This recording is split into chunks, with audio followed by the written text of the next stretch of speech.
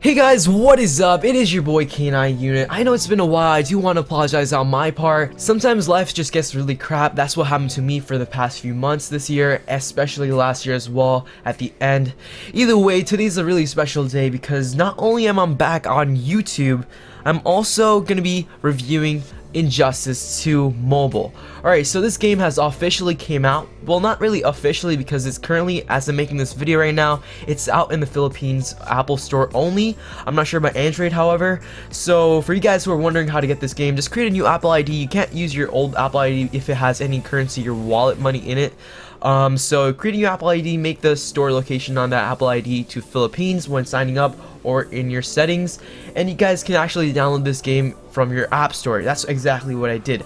So either way guys, today we're going to be reviewing Injustice 2. Now this app, we had really great expectations, and some of the features we pinpointed in my previous Injustice 2 expectation video I made a really while back. But either way, in this video I'm basically going to be reviewing the app in general, or all of its mechanics, and comparing it to Injustice 1 and how it differs and works. So to begin with, Injustice 2. Now this is an app that is dedicated to the upcoming game Injustice 2 for console, and this game actually is pretty much a successor of the previous mobile game Injustice 1. So from hearing a lot of comments from the old players of Injustice 1 about the new Injustice 2 app, many of them are negative comments, or they just say it's not like Injustice 1 at all. They've completely revamped the game and made it to something else, which I'll have to agree with a little bit, but not most of it, because some functions that they put in the game in this Injustice 2 app are really great in compared to if they actually did add that into Injustice 1,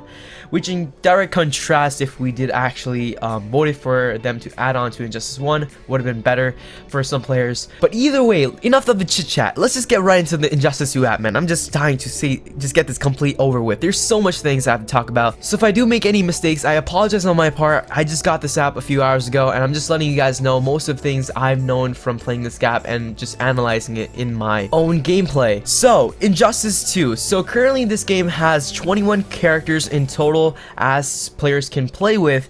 Now there are 4 unique characters that have not been released in the console version yet, and they are Cyborg, the Flash, Green Lantern, and finally Scarecrow, which many players are kind of dying to see in Injustice 2.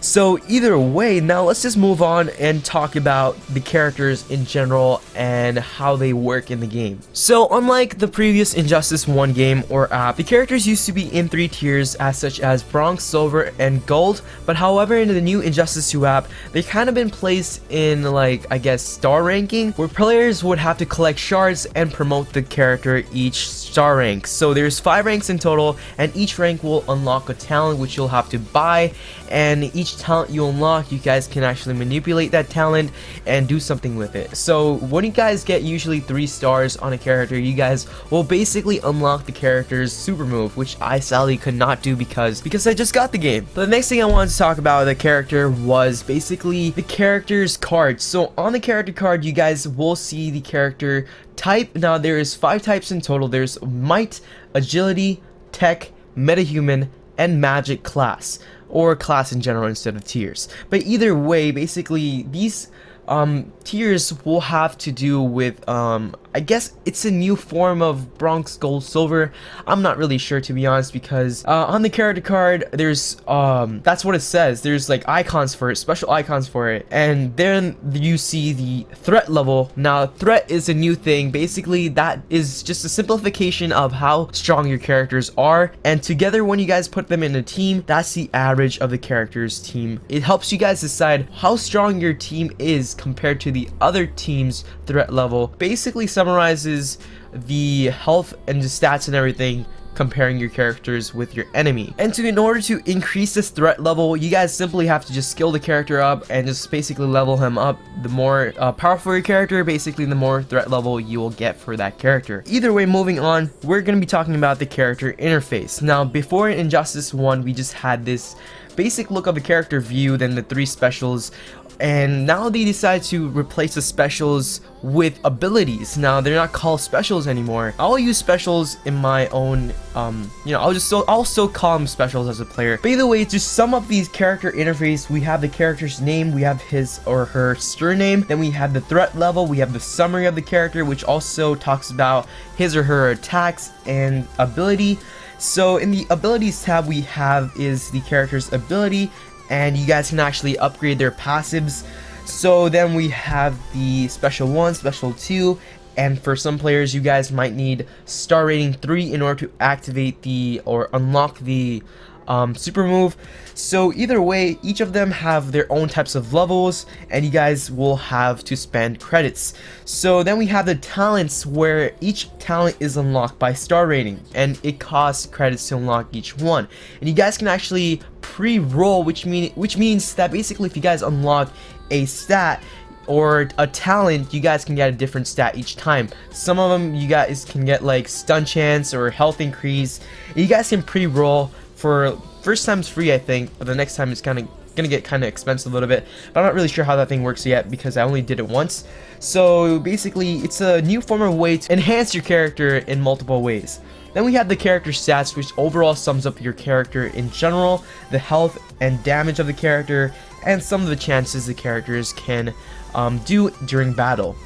So the next thing I want to talk about was the character view. The character view, in my opinion, is really not that great compared to Injustice 1's character view, which they had the character really zoomed in onto the character's full body. In this one, it is the full body, but it's just like so small though. But if they had put a huge body and a huge view on the character, that would have gave the game a little bit more life than this.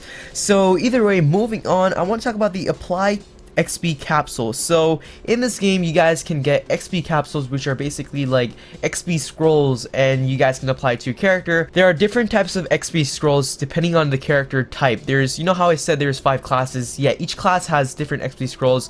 The one, you can use any XP scroll on any characters. However, if you guys use the scroll which is meant for that tier or class, you guys will get the more XP. Overall, it's just something that helps you guys level up your characters pretty fast. So moving on, let's talk about the gear system now. The gear system was meant to be a huge thing in Injustice 2, and it was a thing in Injustice 1 as well. So do the gears show up on the character? I don't think so, but either way, maybe in battle. However, who knows. So one thing about the gear system is that now you cannot really put any gears on all characters. You guys, there's specific gears for specific characters. I don't know how that will change in the future. Again, this game just came out, so you can't really judge it like at your max expectations. There's a lot to come. So either way, for example, I got like this Harley Quinn thing, and it only went to Harley Quinn. It couldn't go to any other character at all. So certain characters will have certain gears that are meant for them, and you guys can actually upgrade these gears using something which I don't currently have, but you guys can actually do it and upgrade your gears for better stats. And that's how the gear system basically works. There is the helmet, we have the chest plate, we got the leggings, we got a belt, and we got arms. I'm not really sure. They added 2 more. Before in Injustice 1, they had only 3 slots for any types of characters, any types of gears you could have put on your character. Now you have to like, but there's more options, I guess. But either way, you can't really put 3 of a same kind anymore.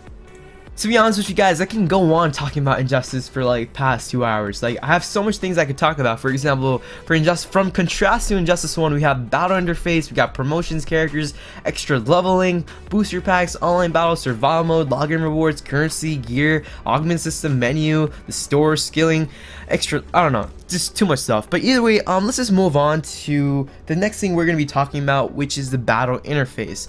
So in this battle interface, summarizing it up, what I'm going to be talking about is basically how fighting really works. So just like Injustice 1, how there was campaign and bosses and stages, it's just like that. However, we have chapters now. So there's chapter 1, chapter 2, chapter 3, and before they had like they called it something else, but either way, this is kind of different because on the look side, it looks futuristic and really cool.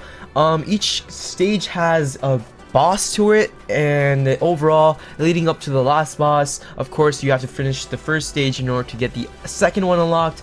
So that's really good. Each stage has a chance to win some good rewards so you can apply onto your character for better stats and just basically make your team powerful in the end.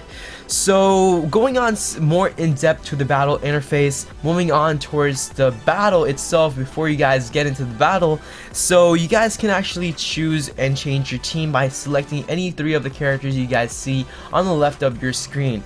So by choosing any of these characters or tapping on them, you guys will open up a collection box which has all your characters where you can swap your characters in and out, and once you guys tap on each character, you guys can actually upgrade them as you would in your collection, or basically as it's called, your roster. But one thing also that is kind of like not stated but it's there, if you guys tap on the threat level on the bottom left, you guys can actually open up a sort box where you can arrange characters and find characters easily. So moving on, so each battle costs 6 energy. I'm not really sure if you go more in depth to harder battles, the more energy it will cost, but for now I've just been seeing 6.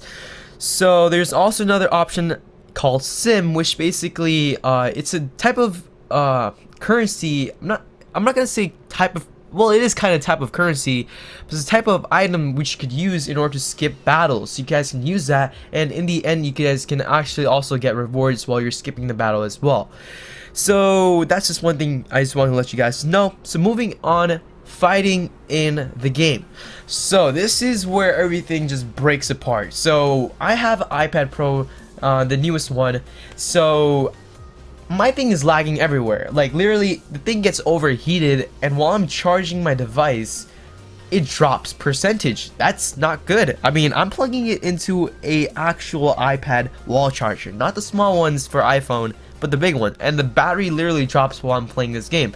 So I'm not really sure if it's the game, but however, it did what it did, and it was kind of unusual for me to see that on my iPad. So the game does lag a lot, just like how many of the games that the Warner Bros made, WWE Immortals, they all lagged at first. So they're gonna have to fix this later on. They will, I'm pretty sure. And there's a lot of features to come in the game. There's a lot of things more to come, so we can't really expect it all now.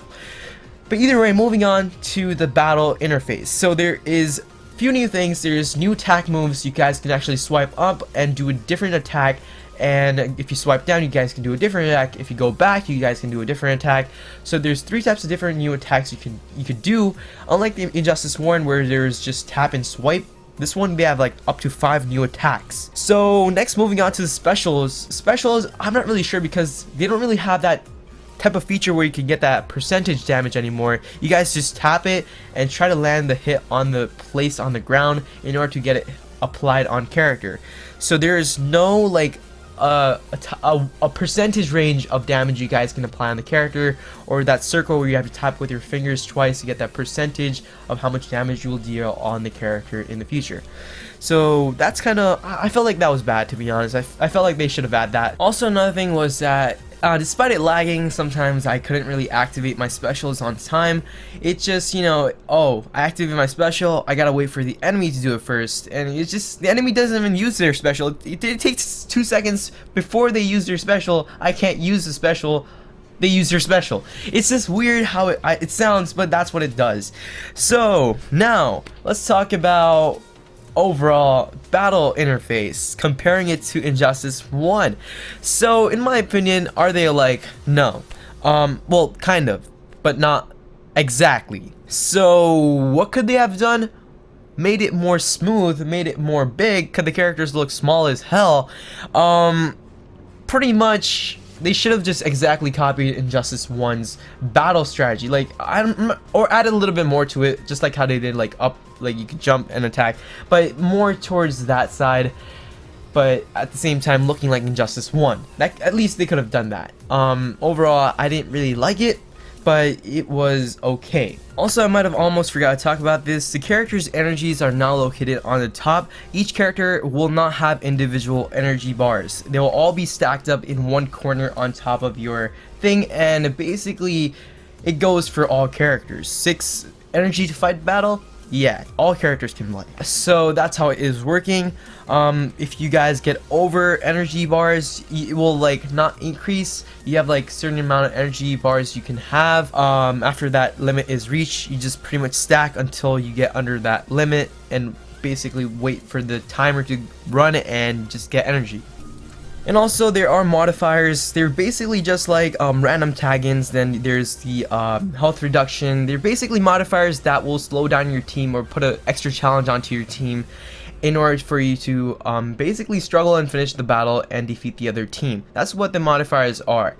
And before we did that, I did also want to mention that there are 2 modes for campaign. After you guys finish the normal mode, there's a heroic mode, which is for advanced players, which are accelerated in the game, which are, you know, just ready to just kill anyone. That's for them, which I'm not gonna guess there currently are any right now. And also that just leads up for our next topic, which is basically hackers or hacking.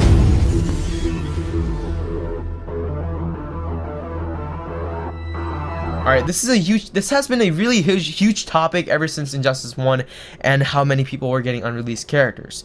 So, are there going to be any hackers, K9? I'm pretty sure I'm going to say no. Now, I'm going to break it up to you guys. Yes, there's not going to be any hackers. Yay, or whatever you guys want to do to celebrate that. But there's really a high price to pay along with that, and that is the game is only online. And that breaks many people's hearts, especially the players from the old Injustice who used to play this game offline, or whatever you guys used to do in Injustice 1. And I know this because I did make an Injustice expectation video, as I mentioned before, and in this expectation video I did say I wanted this game to be online so it can stop all hackers and make it basically server-sided, impossible to hack. Now, the downside of this was that many of you guys disagreed with me, and this is what they exactly did. Now, when I did say that in my video, if you guys remember, I did acknowledge the fact that many of you guys will hate, but I looked into their recent games and they're all online only. So that is kind of a bit more of a downturn towards many players. Alright guys, so that's pretty much it of today's video. I'm not going to talk more. I was going to be continuing on to the menu and the shop and everything, but I'm going to be doing a part 2 to that tomorrow and releasing it early. Right now it's been 16 minutes. I don't want to go overboard. So thank you guys for watching my video. If you guys have any questions, please let me know in the comment section below. I'll try my best to answer them all. I know it's been a while. I miss you guys, so I want to connect to you guys as much as I can. If you guys can, please make sure to give this video a like because you guys are the best. I'm coming back and I want to see a lot of support. If you guys can do that, I'll feel so good. So either way, it is your boy K9 Unit and I'm out. Love you guys. Peace.